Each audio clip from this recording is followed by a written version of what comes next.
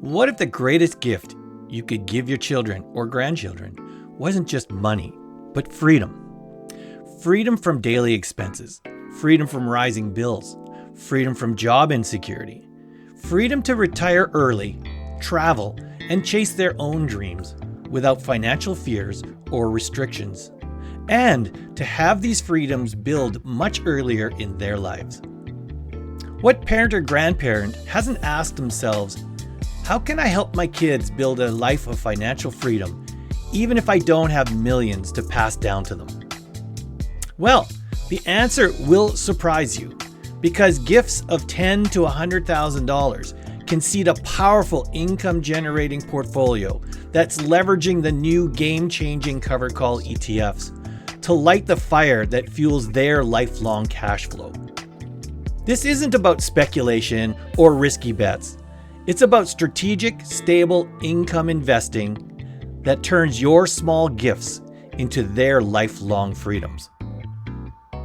Since last year, I've made it my mission to seed a lasting income-generating legacy for my 2 young adult daughters.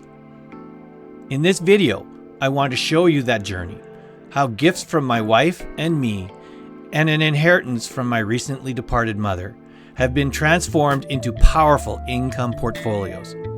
Portfolios that have already begun to deliver real cash flow, real freedom, and a future with fewer financial burdens for both my daughters. And I'll be sharing tangible examples of the freedoms they have already begun to experience in just this first year. So please join me in this video and see how I've been delivering on this mission. So welcome everybody. My name is Perry and welcome to my channel, which is the Pieverse. I'm glad you're joining me on this journey.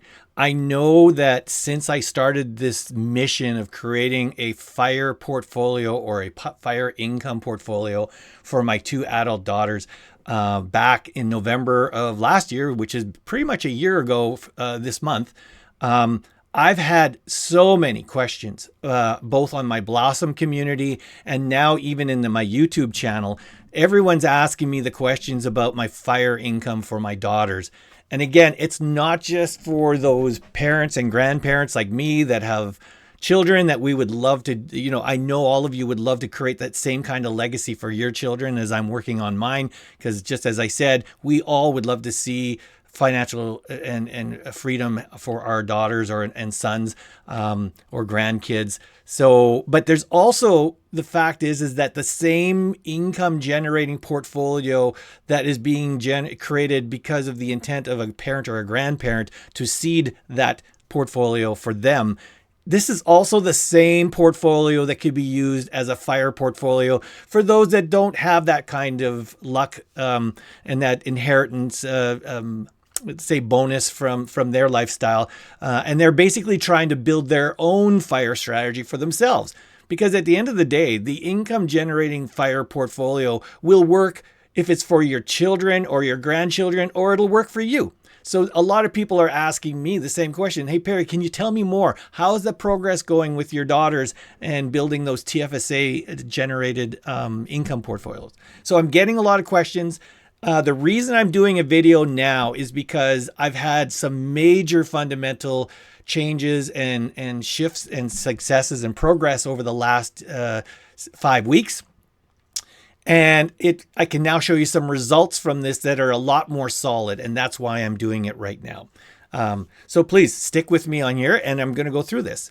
So again, the background is that, again, a year ago today, or a year ago this month, I started using some of the excess income that was being generated from my portfolio, not just towards my own living expenses, but also towards, and not only towards reinvestment, but also taking a portion of that, every month and start building up and then putting contributions or seed, I'm going to call it seed funding, into my 2 daughters' TFSA accounts so that they can have a FIRE portfolio or income generating portfolio themselves.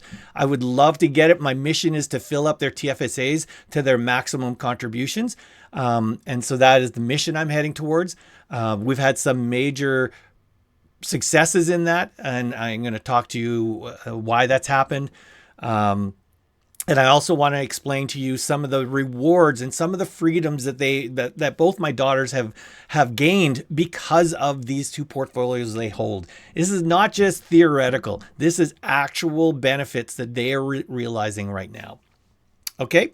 So, to put it as a summary with regards to the portfolios, for those, and I do have a lot of followers on YouTube, a lot of subscribers on YouTube that are not Canadian. So bear with me, because the whole portfolios that are being used for my two daughters' fire portfolios are in a Canadian tax sheltered account called a TFSA, tax-free savings account. It is about the best gift that the Canadian government has given all their citizens. And again, I know Americans don't have this. I'm sure a lot of other countries don't have it. But just to explain to you briefly what it is, a tax-free savings account is something that the government has given all citizens 18 years or over. Doesn't matter how little or how much they earn. They're basically given a max contribution every year starting at age 18. Right now, I believe it's $7,000. So at 18, you're allowed to contribute $7,000. Then at 19, 7,000. And then it keeps on. And every once in a while, they increase it for inflation. So sometimes it's going to be 7,200 or 7,500. It's going to build up slowly.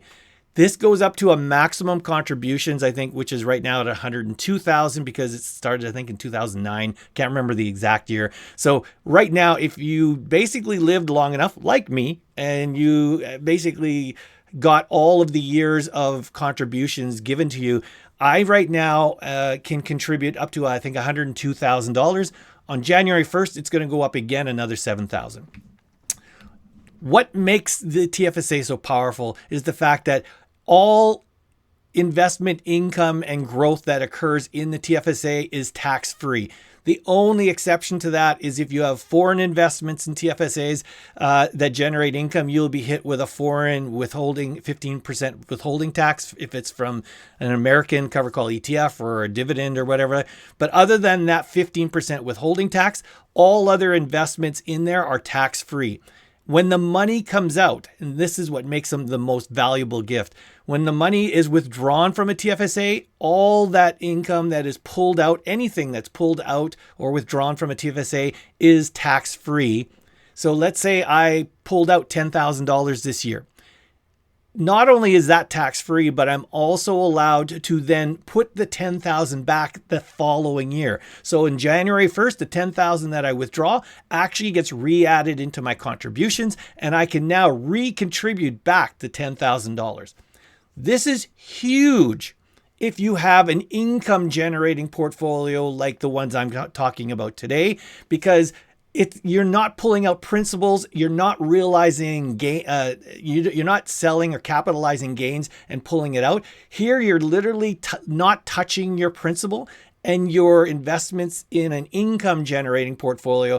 The only thing you're pulling out is the income. Your principal stays the same. You can then next year add more or contribute more, especially if you're a young adult that has employment income and says, oh, okay, so I pulled out that income, but I could actually go and put in more if I want, the next year. Or if your parents or grandparents basically give you more money or have an inheritance from them, you can now fill it up with more of that stuff.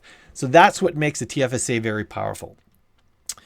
I want to also say that does not mean that if you don't live in Canada, or if you've maxed out your TFSAs, or whatever the reason, that this strategy won't work as a fire strategy for young adults or anybody that wants to consider this. It just means that if you're going to have to do this portfolio inside a non-registered account, you're going to be hit with taxes. So it'll obviously take some of the juice out of your monthly income when you know that you have to pay taxes on the money that's being generated. So you'll have to take that into account. But it doesn't mean that it's not going to work. It just means that you're not going to get as much per year because you're being taxed on all the income that's being generated in a non-registered.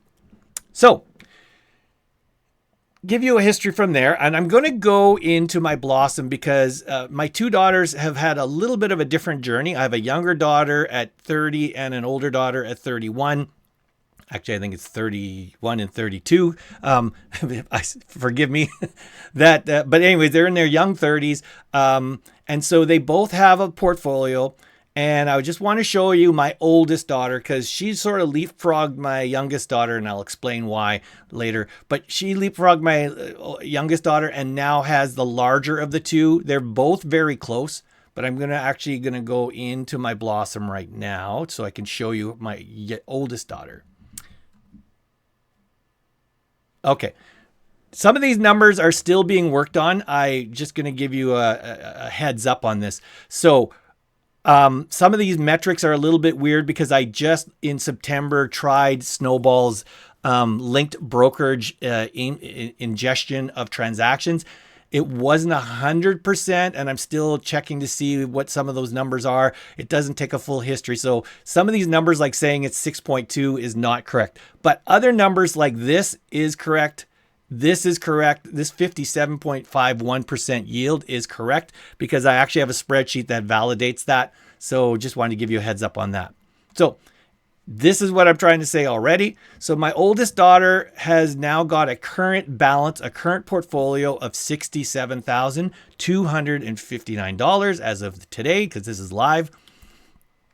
She's generating a yield of 57.51%. And I know you guys are going to, some people are like, are you kidding me? Is that even possible? It is possible. That is what she's doing. And I'm going to tell you what also happened. And it's hard. I have to jump back and forth. So I'm going to show you the growth of her portfolio since I started this journey. And the only way I could do it is to go into the growth section here, because in the growth section, I'm going to show you this chart here. The dotted line, the purple dotted line is her investments. And this is not cash, but it's her investments that have grown. Remember I said I started way back here. So on Christmas of last year, I gave them both their first $10,000 gift. So here you could see that the dotted line, if you could see over here, the dotted line is at around the $10,000 mark. So that was the first gift I gave both her and my youngest daughter. And then my oldest daughter, which earns a better salary, she earns a very good salary. So it's not as if she's hurting for cash every month. So she does have available income. And I'm going to explain some of the benefits of how she uses her new freedoms versus my youngest. But she decided that she would add another $5,000 in here. So now you can see that it's at the $15,000 mark right here. So that was back in late January. She added $5,000 that she had available. And then in April or in March, sometime late March, I gave them both another $10,000 or something around there, $7,000 in case of my oldest. And so now her portfolio moved up to $23,000. It was another gift from me to hand to her and my youngest. And it stayed that way for a long time. Of course, I'm going to explain what the portfolio looks like later, but it stayed this way for a long time. And then, unfortunately, sadly, we lost our mother in May of this year. And so what happened here is that her estate was settled, and my mom gave a gift as an inheritance to all the grandkids. And basically I took the money and put it into the kids, and I moved all that money that we didn't need to them. So my daughter got a gift of $41,000 more that I basically gave to her. And my other daughter got something too, but I'll explain it later. 41,000. So now, as of the end of September, my oldest daughter has a portfolio that started at around $64,500, somewhere around there. So that was her balance right there. When I got that inheritance, I had to do a major restructuring of her portfolio, because literally her portfolio doubled in size from 20,000 to 60,000. So I had to overhaul it, get into the new ETFs and stuff, restructure it, and build a new structure of her portfolio. That portfolio very similarly resembles mine, but different weightings to give more power towards yield on their side versus what I do on my side. And the reason I'm going to explain to that later is because I'm older, they're younger, they can afford higher risky yields than I can. So So what I did is I restructured it. I left nothing more than I think $30 in her account as of September 30th. And I told her basically not to touch any of the money till the end of October. Well, the end of October was Friday. At the end of October, she generated in her first month $3,200, just over $3,200 on her $65,000 portfolio. That goes in line with what we said, which was that she basically is in line with what we're seeing here, which is 57% yield that she's generating. I'm going to also go back to the spreadsheet that I used to actually rebalance her portfolio, because I have a rebalancer spreadsheet. I'm going to go over here. This spreadsheet here is what I use to basically say, how much does she have? How much does she have to buy and hold?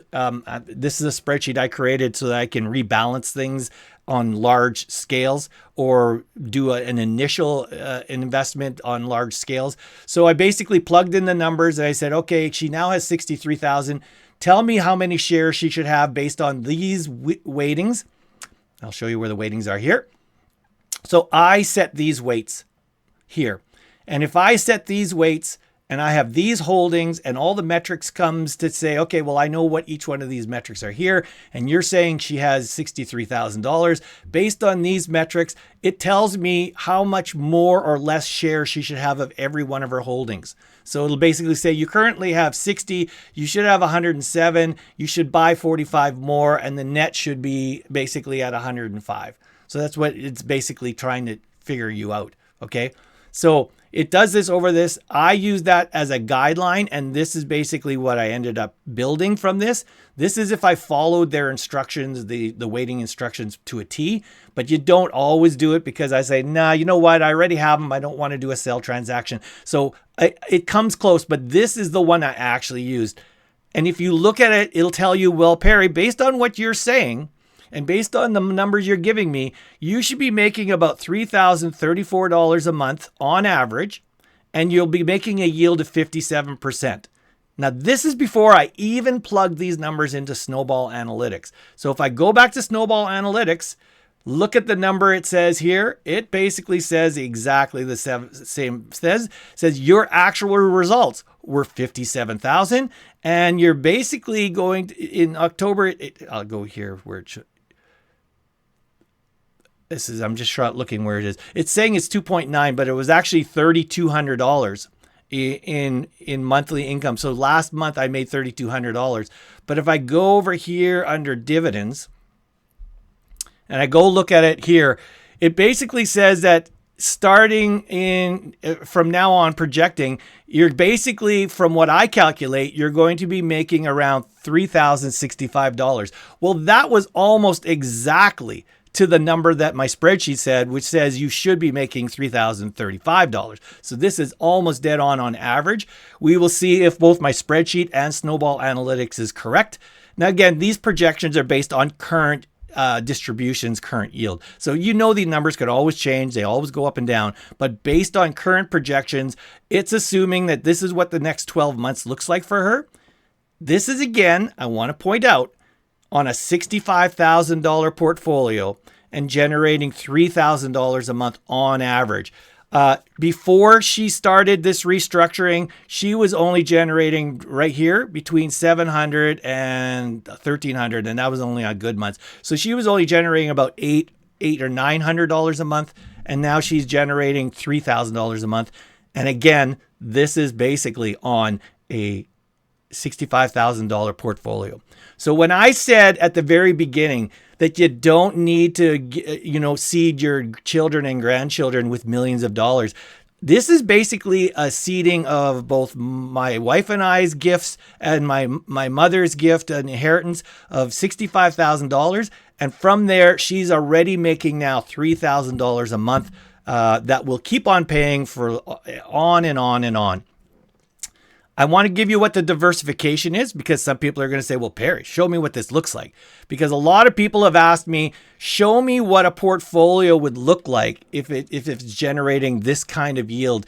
Again, the one thing people have asked me says, well, Perry, your portfolio is over 1.5 or 1.7 million dollars, but I don't have that kind of money. I only have 10,000. I only have 40,000. I only have 50,000. How would I structure my portfolio at 50,000? And my answer to everybody that asks me that question is the same. It's all based on percentages. So it scales up and it scales down. So if you look at my portfolio, and some of you guys see it, I'm going to tell you right now, almost every one of these that my daughter has in her portfolio, I have in mine. Everything's based on percentages. So if I set a percentage that says that my yield boost, my YSPY yield boost has a holding weight of 4.92, 4.92% doesn't matter if it's $10,000 or if it's $1 million. You just say, well, what's 4.92% of 10,000? Then you, instead of holding thousands of shares, you might only hold 10 shares or 100 shares. But the structure of your portfolio is the same. And this is what I wanted to show you what mine looks like for my oldest daughter. You guys can screenshot it if you want. I'm holding it up here. It's showing what my layout is. Again, this is not just a fly-by-night try to be what some of the naysayers say, I'm yield chasing. I am absolutely yield chasing, but I'm doing it strategically. For the one thing is that my portfolio that I use for mine has a strategy that believes in high diversification. By doing high diversification, I'm allowed to build a base underneath me of stable income generating, NAV generating, or even NAV appreciating ETFs. And those guys basically hold down the fort. Well, that allows me now to go and use some of the more exotic ultra high yielding covered call ETFs like HUI and PLTY, and those that are generating 60, 70, 90% yields because their percentage weights are lower. Like I can say, you know what? Yeah, even if something goes wrong with HUI, it's only 7% of my portfolio. Or even if something goes wrong with Coney, it's only 1% of my portfolio. So this is what's so important here is that I can take risks on extracting higher distributions from the ultra yielders, from the American cover call ultra yielders, because I know that the risk is mitigated. Because the worst thing that could happen is this guy erodes and he just says, okay, instead of paying $50, it's only $48, and then it's $47.40. At the end of the day, if it gets too bad, I can always sell it out and go and buy one that is actually doing really good, or I could just let it erode slowly if I want, and it will still keep paying. It will never stop paying. It will always keep paying. But the nice thing is it's mitigated to only 1%, or it's mitigated, here's RDTE at 2%. That is what makes this strategy not only income generating crazy, but it also makes sure that my daughter's portfolio will last sustainably forever and ever. Because from this income, she takes out what she wants. And then the other part is we've already set some rules and guidelines that she must reinvest a portion of her income of the money that's generated as well. And so that's happening just like I do with mine. She does with hers. I'm basically making her say that if you could generate $3,000 a month on this portfolio, I expect that $1,000 of it gets reinvested. Now, here is some of the tangible benefits that my oldest daughter is already benefiting from this. The first thing is she has a very good six-figure salary. She's earning a good salary. So it's not as if she needs this money in order to just live from day to day. But what the benefit is for her in her scenario, because she has a large salary, income salary, so she gets tax burdened a lot. So what she does here in Canada is that $1,000 a month that is taken out of this $3,000 is withdrawn out of the TFSA. She contributes it into her RRSP, where she then gets a tax deduction for putting contributions in her RRSP. And then that money is reinvested in her RRSP into more income portfolios where her RRSP is now generating income as well. And that's income that she doesn't touch because you can't touch the RRSP. You leave it for when you retire. So she's getting wealth benefits by actually putting it in her RRSP and getting a tax deduction every year, which lowers her net taxes as a benefit. So that is her major benefit. The remaining $2,000 or whatever is left after she recontributes or reinvests, she can then use to go on her trips. She does love going on a lot of traveling. So she now can, instead of spending her money, she can now spend this money. She has a house which has that basically she has to pay mortgage on. So she could use it for that or whatever she wants. So she now gets benefits every month of getting tax deductions. She gets extra cash that basically is like having another paycheck show up in her bank account every month. My youngest daughter, I don't have her portfolio. It's a little smaller. She's around $55,000 on hers. But it looks very similar. Like, so if I looked at hers, it has maybe a little bit difference on the shares because she manages her own portfolio. Her name is Kayla F inside Blossom. So if you ever want to talk to her, she is actively, whereas my oldest basically makes me do all her reinvesting. My youngest basically has taken the bull by the horns. She's doing her own investing. I love that about it. So she does her own trades. She talks to me about it, and then she does her own trades about it. So she's managing her own portfolio. It's at $55,000. She's only generating, of course, because she has about $10,000 less. She's basically generating around $2,400, some around that number. The reason she didn't have as much as my oldest daughter, which is another major tangible benefit, an example of having them both have a FIRE portfolio, is my youngest daughter just 3 weeks ago bought a new house and basically now can use her monthly income to pay her portion of the mortgage every month. Something with, she has a very modest income, and this would not have been possible for her to buy a house if she didn't have this extra income. This is basically giving her almost 2/3 of a month of another salary. That which she now basically does not have to worry about using her employment income to basically pay her monthly portion of the mortgage.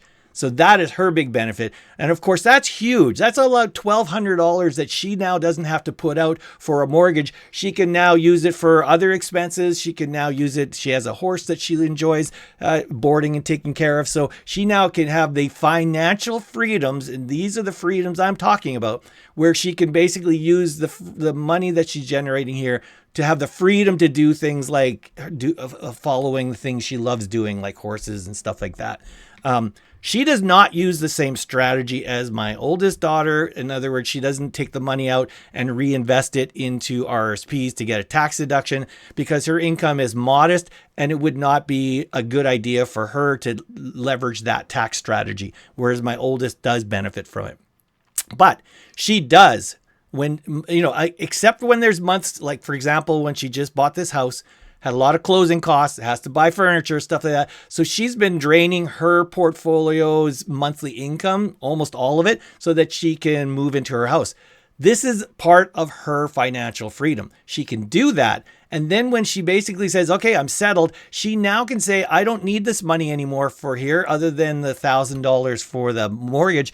I'm going to spend the rest of the money that if she makes $2,400 and $1,200 is going into the mortgage. She has $1,000 now that she can now reinvest back into her TFSA so that her TFSA can keep building. All right. So that is one of the benefits of doing this. And again, this is an income portfolio structure. I'm not telling anybody to copy this at all. I'm showing you what a well-diversified strategy of income investing using high yield covered call ETFs looks like. You guys may turn around and say, hey, Perry, yours is pretty aggressive. Now, the reason I've made my two daughters' portfolios more aggressive at the 55 to 60% yield is because they're younger. They're younger. They can afford to take those risks. As me, as an older individual, you don't want to take as many risks because you're retired. You have no employment income to fall back on. So my portfolio runs at a 40% where they can run at a 59%. Because again, I have no other income other than my portfolio income. And therefore, that's why theirs is running more aggressively than mine. But that doesn't mean that they're taking crazy chances. Because as I showed you here, they've bought into ETFs that have been rock solid, like Bank, like HHIS, like Biggie, like HDIV, those ones are there. So they've got a good base that will protect them on stable NAV, stable and in growing NAV. And then they could take good yield generation risks like going after a HUI or a PLTY or an MSTY, those ones that are very volatile, fly up and down, but generate a lot more monthly distribution than someone like Bank does, or just using another one. I'm just trying to find another one, or Canny does. Those ones, they are very stable, but they don't generate much yield. So this portfolio is designed to be distributed, diversified, so it protects, but also generates the maximum yield per month. Okay. I'm going to go back to my web page here. So I hope that has explained a lot of things. I know people are going to have a lot of questions. Some people, I know the question I've had the most of is, Perry, what would you do if you only had 50,000, or if I only have 200,000 and stuff like that? What would you do? Well, here is the example, is what I would do is, first of all, $200,000 is a pretty large investment for a fire strategy like this. When you think you could make 40 to 60% yield on $200,000, that really moves you well on your way to a full fire strategy. Again, everyone has to make their own risk determination. If someone says, well, Perry, I don't want to take the kind of risks you're taking for your daughters, I'd like to be more conservative. I'd be happy if I'm running at about a 25% yield. Well, then you have to restructure the covered call holdings the way you want so that it will run at a 25% yield. But then you have to decide, and this is the big one. The question is, how much is your living expenses?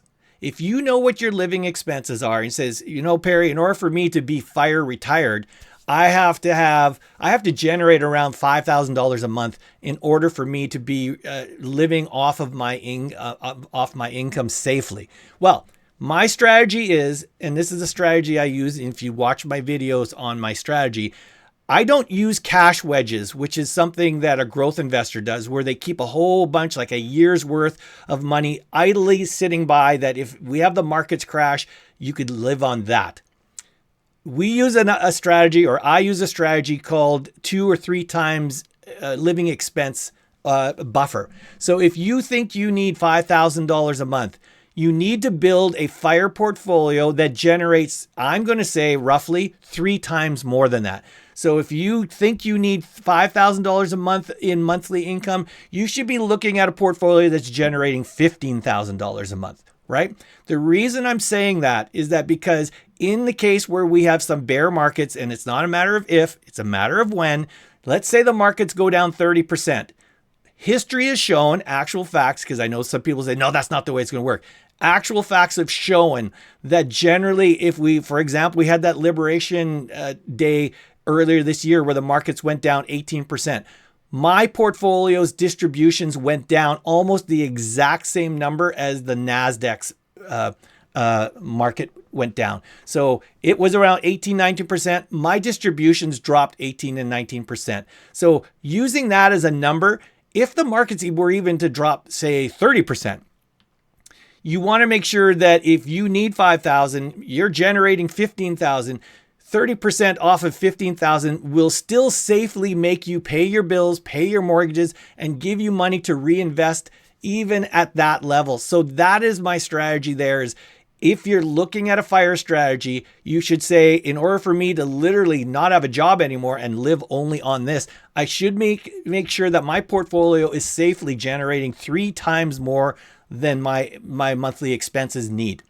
You could set your own number. If you feel that you want to be extra conservative, you could say, no, I want to make sure it's 4 times. Or if you're a bit of a risk taker, you say, you know what, I can be happy if it does 2 times because I have other income. Let's say you might have some other rental income. So we don't know. Everyone's financial situation is unique.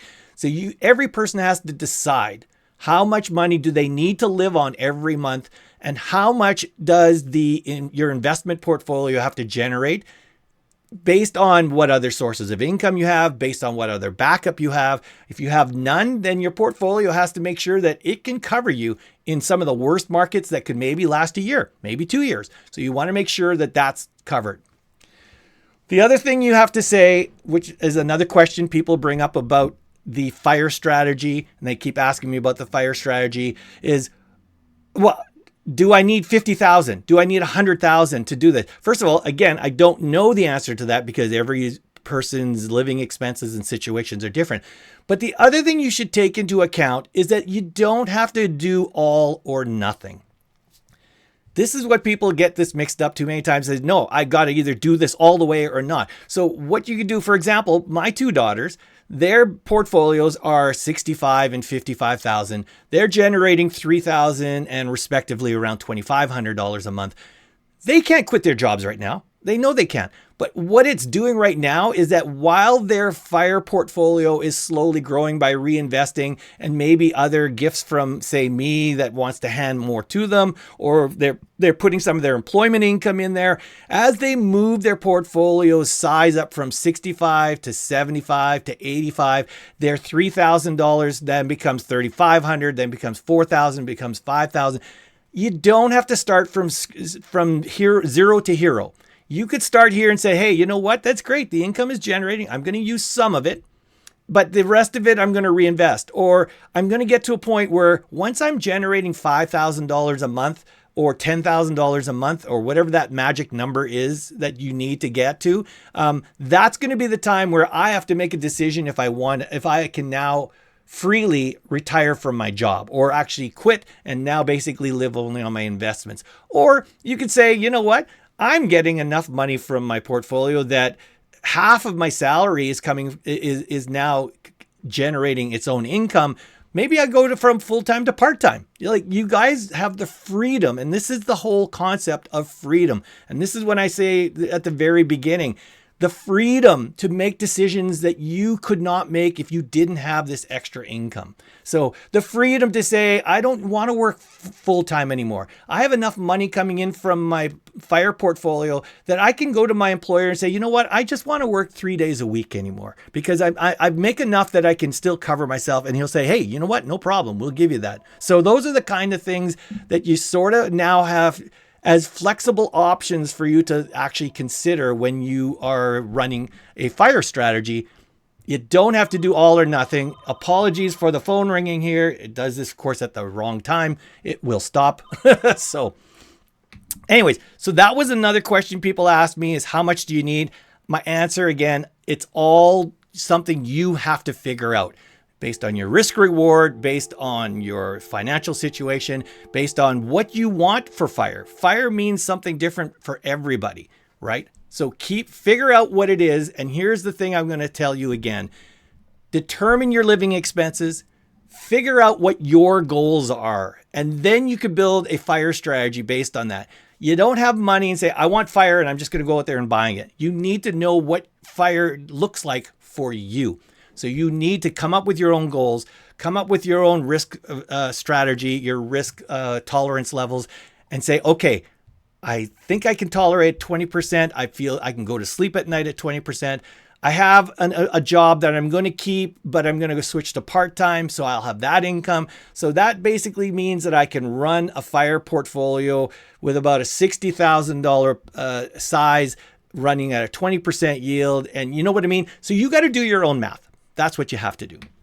But anyways, I'm really hoping that this really helps you guys. I know I'm going to get a lot of questions. I hope I left up that screen on what my daughter's portfolio looks like. I'm very happy to see that the results that when I did the restructuring of my oldest daughter's portfolio in September, it actually almost nailed it to a T.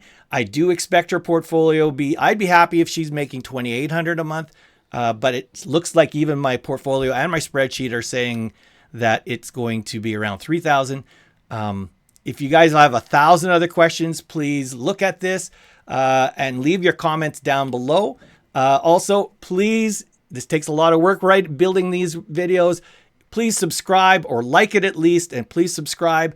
And I look forward to the comments, and I know that I'm going to get them. And until next time, stay safe. Stay investing, and I'll see you in the Piverse.